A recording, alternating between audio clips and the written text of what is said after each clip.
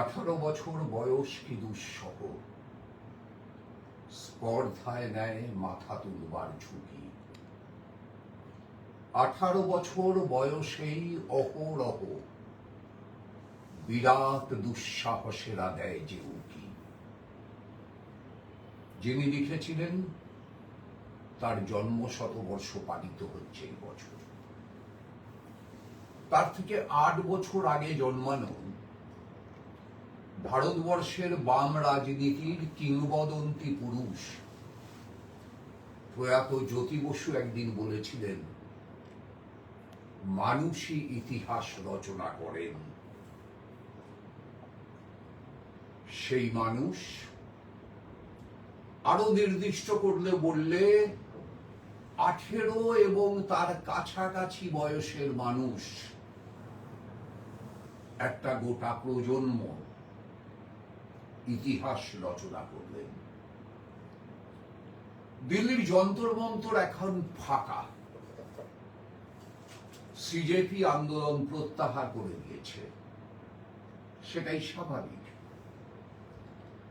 কারণ শিক্ষামন্ত্রী ধর্মেন্দ্র প্রধান পদত্যাগ করেছেন, কিংবা বলা ভালো হীরক রাজার দেশে সিনেমার যন্তর মন্তর ঘরে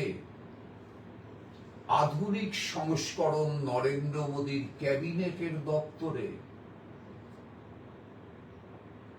সিদ্ধান্ত হয়েছে ধর্মেন্দ্র প্রধান পদত্যাগ করবেন। দড়ি ধরে মারো টান রাজা হবে খান খান স্লোগানটা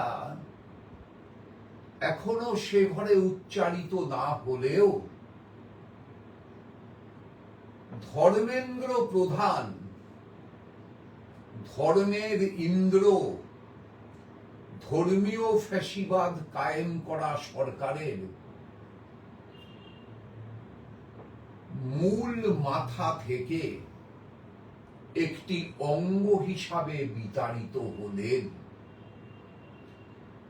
আমি এর জন্য উল্লাস প্রকাশের আগে সকলকে একটু সতর্ক করে দিতে চাই এই কথা বলে যে আপনারা নিশ্চয়ই ইতিমধ্যে জেনেছেন যে পুরনো শিক্ষা সচিব কেন্দ্রীয় তাকে বরখাস্ত করে প্রধানমন্ত্রী নতুন শিক্ষা সচিব নিয়োগ করেছেন, যার নাম নরেশ পাল গ্যাংওয়ার। এই ভদ্রলোকের ছেলে, মা এবং স্ত্রী 1,16,00,000 টাকা এনএইচবি সাবসিডি পেয়েছিলেন।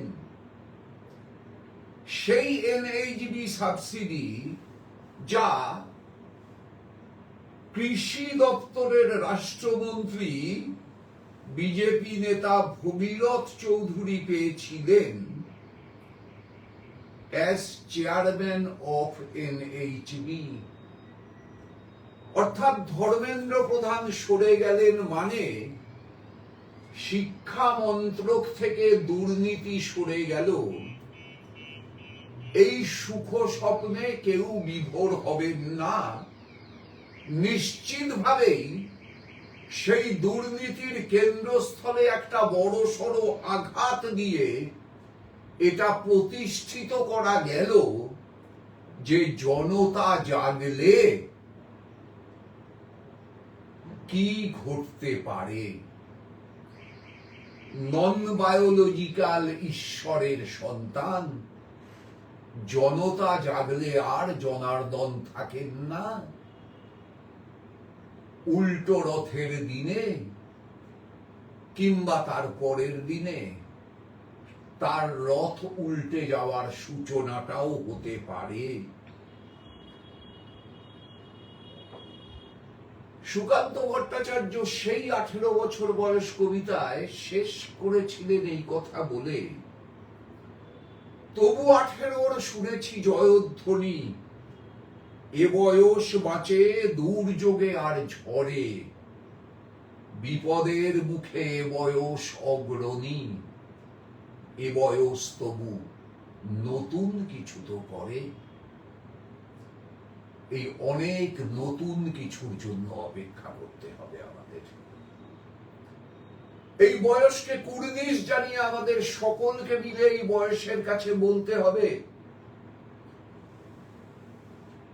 শুধু নিট পরীক্ষা না, 152টা পরীক্ষার প্রশ্নপত্র নরেন্দ্র মোদী সরকারের আমলে ফাঁস হয়েছে। শুধু নিট দুর্নীতি না, সরকারের সমস্ত মহলে রন্ধ্রে রন্ধ্রে দুর্নীতি। নিটের প্রশ্ন ফাঁস হচ্ছে, আর আমাদের 1 নম্বর পরমাণু কেন্দ্র থেকে পরমাণু তথ্য সংক্রান্ত ফাইল লোপাট হচ্ছে। 191টা গুরুত্বপূর্ণ ফাইল পাচার হচ্ছে। কেউ জানে না সেটা আমেরিকার সিআইএ না পাকিস্তানের আইএসআই এর হাতে গিয়ে পড়েছে। রক্ষণাবেক্ষণের দায়িত্ব আম্বানির। ধর্মেন্দ্র প্রধান লোকও ছিলেন আম্বানির।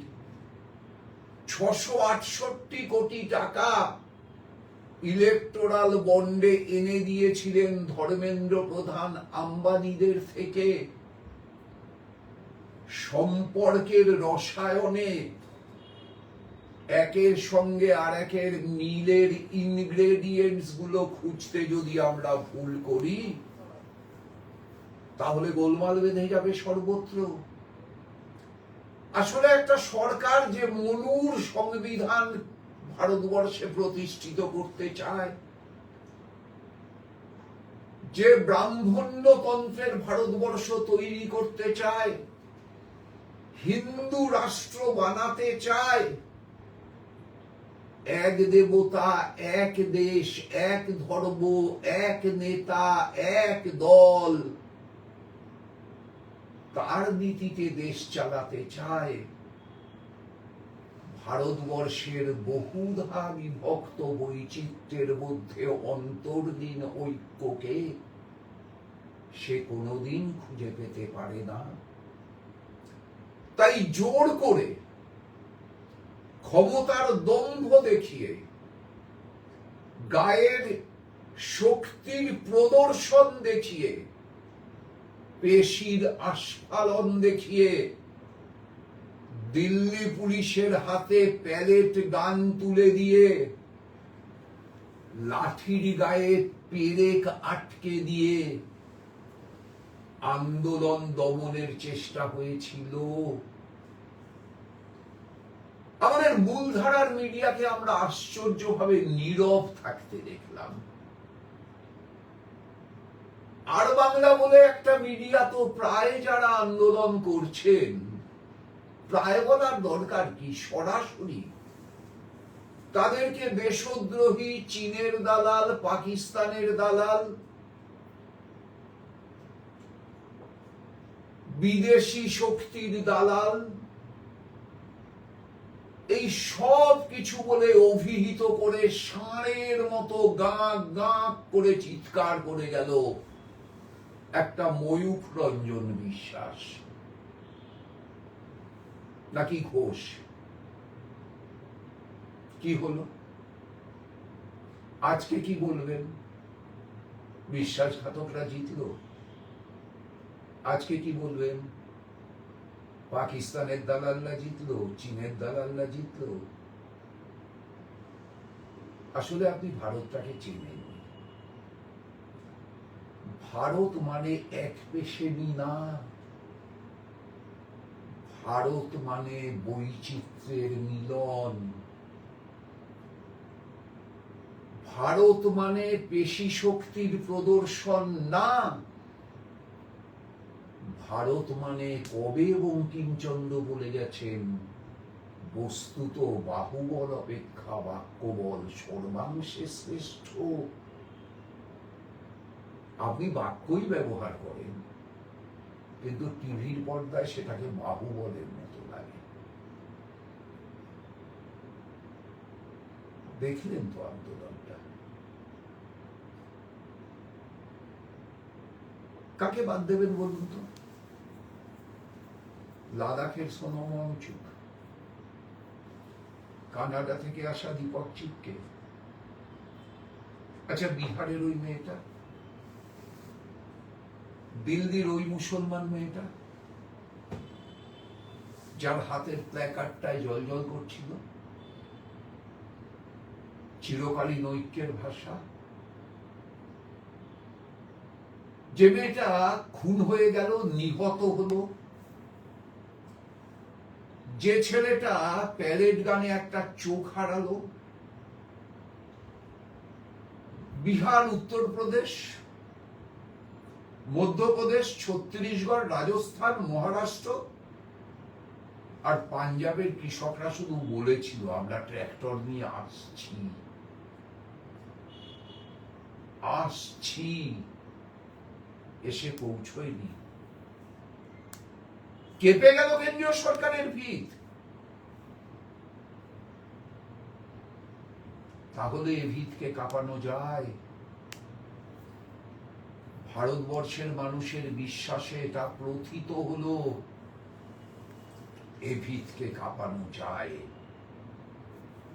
কাঁপানোর লড়াইটা এবার আরো উচ্চগ্রামে, আরো উচ্চগ্রামে 18 জয়ধ্বনি শোনার অপেক্ষায়।